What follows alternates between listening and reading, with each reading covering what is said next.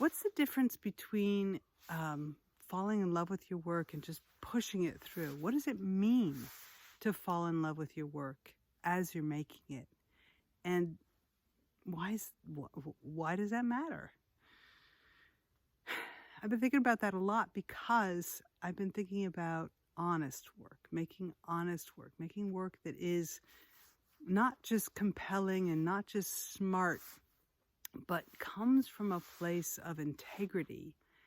And what that means is taking your time with it and being in compassion and openness and curiosity.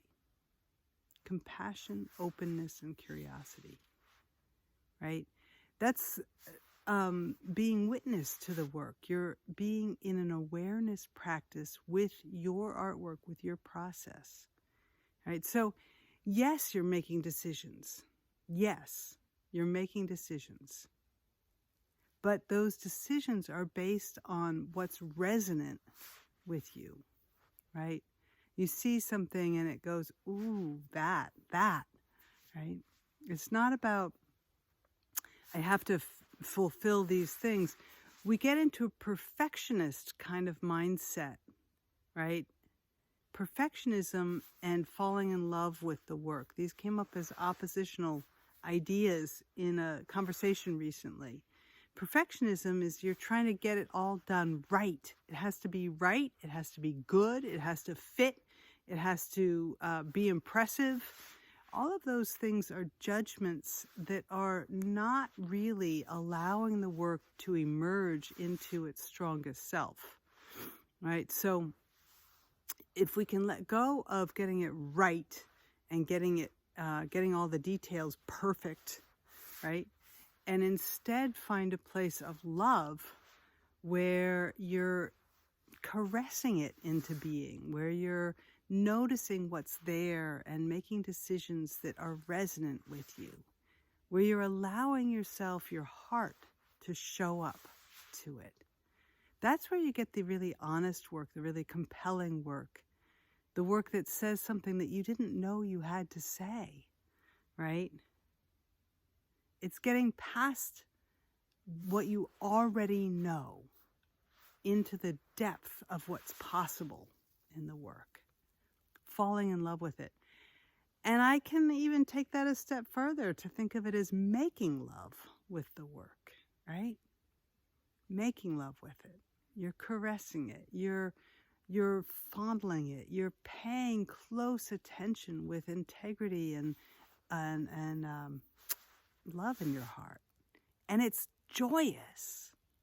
Even when you're making something that is hard or compelling or challenging in its content or in its look, right? It's awkward. You can fall in love with that quality of it. Imagine that. Imagine being just so in love with your work and bringing that into the world. It's a way of working that I think is more nourishing to yourself. It's also brings something forward into the world that is needed. It's taking us past the thinking mind. And I have to tell you one more thing about this, that the thinking mind is only one of 6 different psychological functions that are a way of knowing. So there's the thinking mind, which is really good at analyzing and naming and doing all sorts of problem solving. There's the body sensations, the emotional sensations. There's the imagination, of course. There's impulse. What if I tried this? What if I tried that? Impulse, desire. And then there's finally the 6th one is intuition. That's the knowing. That's the deep knowing.